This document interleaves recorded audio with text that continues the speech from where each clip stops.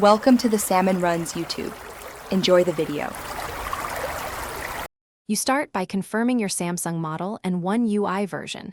Because compatibility matters, once confirmed, install GoodLock and the modules that replicate dynamic notifications.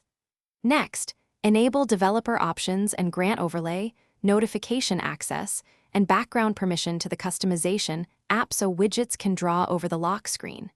You do this now to avoid permission errors later. Finally, choose the Dynamic Island Style module inside GoodLock or a third-party app, and open its initial setup to begin customizing behavior. Once done with basic setup, you customize appearance and behavior so it feels native. Pick the pill size, curvature, and animation timing, and then test with a timer and music to confirm responsiveness.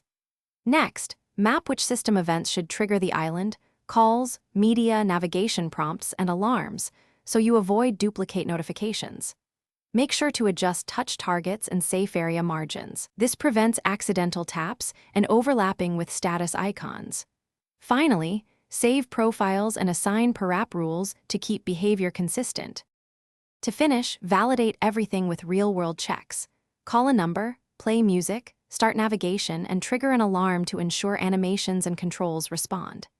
If you hit lag or the island stops showing, revoke overlay and notification access, then regrant them and reboot the phone.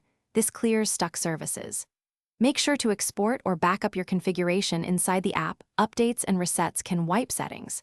If problems persist, switch to a simpler animation profile and test again to isolate the issue. Thanks for watching.